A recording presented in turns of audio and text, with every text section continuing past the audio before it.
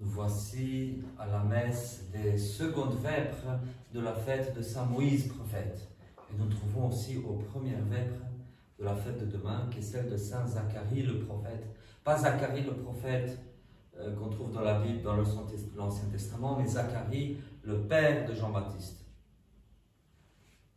Donc nous nous trouvons à la concurrence, plutôt à l'occurrence de deux prophètes, Saint Moïse aujourd'hui et Saint Zacharie demain.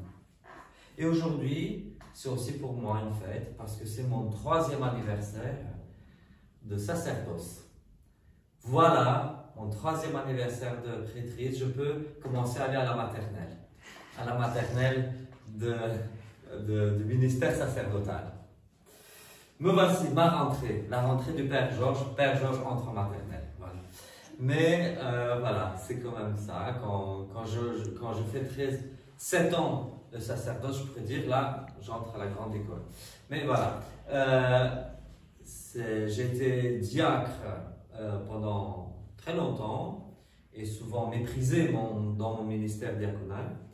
Et me voilà dans le ministère sacerdotal. Depuis que j'ai été ordonné prêtre, je peux dire que j'ai eu un ministère très apprécié par ma hiérarchie. Mais voilà, maintenant, je dis chaque fois, je ne sais pas pour le reste à quel point je suis un bon prêtre ou pas. Donc ça, c'est à voir, ce sera quelque chose à constater sur la longue. Je trouve que, parce que la date de mon ordination s'est passée de façon... elle n'a pas été vraiment choisie. C'est-à-dire que l'évêque qui m'a ordonné m'a dit « Georges, cherche après une date » et je chercherai après une salle. Et la seule et unique date disponible était le soir du 3 septembre. Donc en première vêpre du dimanche et de la fête de Saint Moïse. Et on m'a dit, cette salle n'est plus disponible pendant 8 mois. Elle a été prise. Donc c'est maintenant ou jamais. Et donc j'ai retéléphoné à l'évêque et je lui ai dit, écoute, tu dois venir dans 10 jours parce que après la salle de fête n'est plus disponible. Donc c'est soit maintenant, soit dans 8 mois. Et je viens.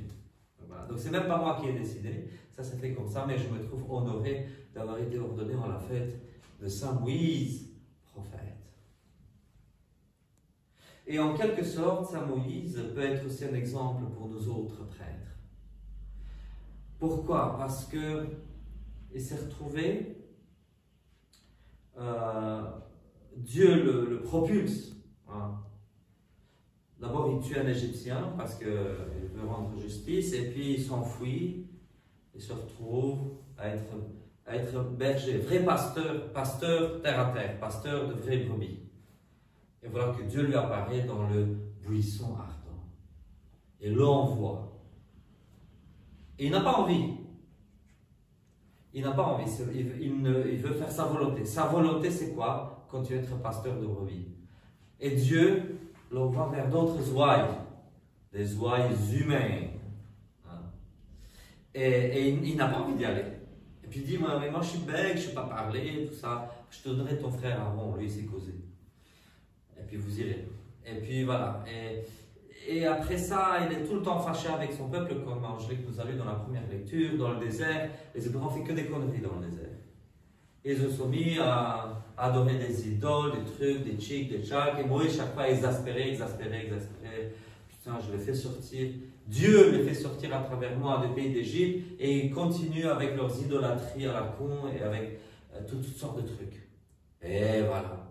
Et nous autres prêtres, nous sommes parfois aussi blessés quand nous voyons nos ouailles qui vont mal, qui vont chercher plein de trucs.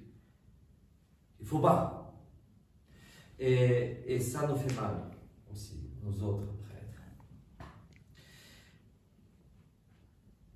C'est drôle.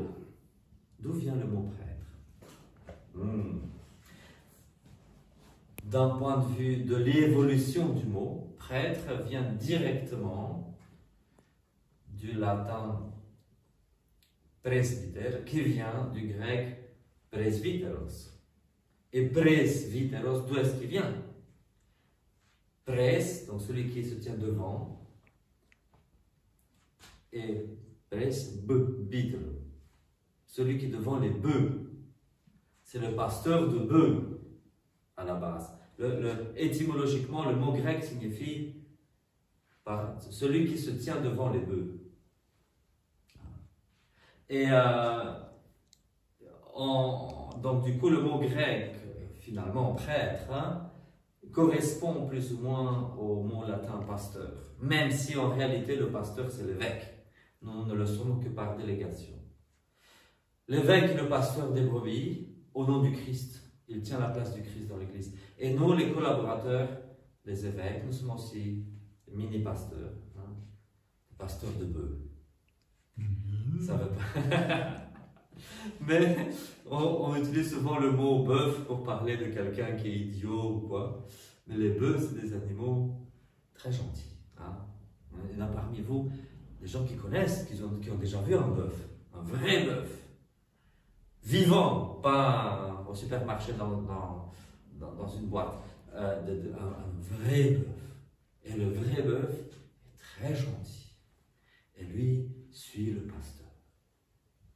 Et nous, parfois, on se sent plus comme pasteur de chat. Parce que le chat, tu essaies de l'amener en laisse, bon, il va monter, il ne va pas te suivre. Faire sa façon. Et parfois, nous, prêtres, on est parfois des pasteurs de chats. On aimerait être des pasteurs de bœufs ou de brebis ou de chiens, même. Mais on se retrouve être des pasteurs de chats. C'est ça qui fait parfois notre malheur. Je ne vais pas être très long ce soir. Je vais vous dire une chose, et je le dis aussi aux gens qui nous suivent sur YouTube. Priez pour vos prêtres. Il faut prier pour les prêtres. Parce que nous, comme prêtres, nous pouvons... Déjà, nous sommes humains, nous avons des péchés. Nous avons des péchés comme tout le monde. Nous essayons parfois de faire mieux que tout le monde, mais parfois on échoue parce que nous avons nos propres péchés, nos propres vices, nos caractères de merde. Et il est difficile d'en guérir. L'ordination, quand l'évêque m'a imposé les mains, c'est pas « Georges, dorénavant, tu es guéri de ton sale caractère ». Non, ça reste. Il y a un caractère indélébile qui vient avec, de l'Esprit Saint, à partir de l'Esprit Saint, mais les vieux caractères qu'on a enfouis en nous, ça reste toujours. Donc il faut prier pour le prêtre. Mais en plus de ce qu'ont tous les fidèles, nous en plus de ça, on a aussi une charge pastorale. Et à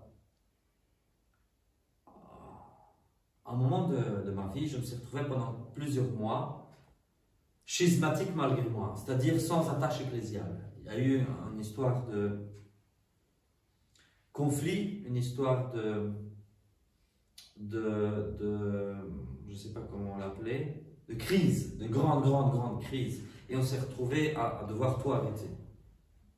Et j'ai dit aux fidèles de la paroisse, écoutez, je sors, j'en peux plus, je dois être en dehors de tout ça, j'en peux plus. Et j'ai eu la paix pendant plusieurs mois. J'ai eu la paix parce que tout d'un coup, je n'avais plus de charge pastorale. Pendant plusieurs mois, il n'y a plus de messe ici, il n'y a plus. On priait les vers, parfois. Mais c'est tout. Je n'avais plus de charge pastorale, je n'avais plus à m'inquiéter des gens. Et puis après, je me suis rendu compte que le troupeau que j'avais ici s'était dispersé. Et l'évêque qui m'a ordonné, il m'a dit, Georges, rassemble ton troupeau et demande-lui, est-ce qu'il veut, oui ou non, que tu sois ordonné pour être son prêtre? Et le troupeau a dit, oui. Et dans ce cas-là, je dis, ok, j'accepte la charge. Et c'est ma vocation, je sais que c'est ma vocation. Je le sais depuis très longtemps. Et j'accepte ma vocation de prêtre. Et j'ai été ordonné prêtre. Donc voilà. Il faut prier pour les prêtres parce qu'ils n'ont pas la vie facile. Alors quand on est un prêtre, qu'on n'a que la paroisse, si on a une grande paroisse, ou bien si on croit avoir une grande paroisse, parce que c'est dans les registres de baptême que « Oh, on a 11 000 fidèles dans le registre de baptême !» Mais il n'y a plus que 30 qui viennent à la messe. 30 sur 11 000, faites les maths, c'est très très peu. Quand c'est comme ça, on dit oh, j'ai une grande paroisse, 11 000 fidèles dans la paroisse, j'ai une grande paroisse, mon Dieu. Oui, il y a une grande charge parce qu'en fait, oui, en théorie, on devrait en fait évangéliser, ramener toutes ces 11 000 personnes à l'église, construire une église sur 7 niveaux pour que tout le monde entre dedans. Voilà, il y aurait des projets à faire, mais c'est un souci. Mais en fait, il y a parfois des confrères d'autres églises qui en réalité n'ont que 30, mais ils sont payés pour les 30, ils n'ont pas d'autre boulot. Ils n'ont que ces 30 fidèles-là et ils trouvent qu'ils ont beaucoup de charges pastorales parce qu'ils sont mis des tâches à accomplir qui ne sont pas utiles en fait. Ils se tuent à la tâche, mais ce sont des tâches qui ne sont souvent pas utiles. Et nous autres prêtres ouvriers, parce que moi je suis un prêtre ouvrier, pour ceux qui ne le savent pas, je suis un prêtre ouvrier. Pour nous, prêtres ouvriers, c'est autre chose parce que nous avons un boulot dans le monde. Et en plus du boulot dans le monde, on a la vie d'église. Alors, j'aimerais réellement travailler plus pour cette paroisse, travailler réellement pour la paroisse, mais parfois je me retrouve à devoir donner des conseils à d'autres, à même donner des conseils à des évêques. Il y a parfois des évêques qui me demandent des conseils. Il y a des évêques qui ne me demandent rien, mais je dois leur donner des conseils parce qu'ils vont droit dans le mur. Il y a des évêques qui ont besoin de conseils, qui ont besoin de moi aussi. Et il y a aussi d'autres confrères, diacres et prêtres qui vivent dans d'autres pays qui ont besoin de soutien. Parce que nous, les prêtres, on aime aussi être solidaires les uns avec les autres.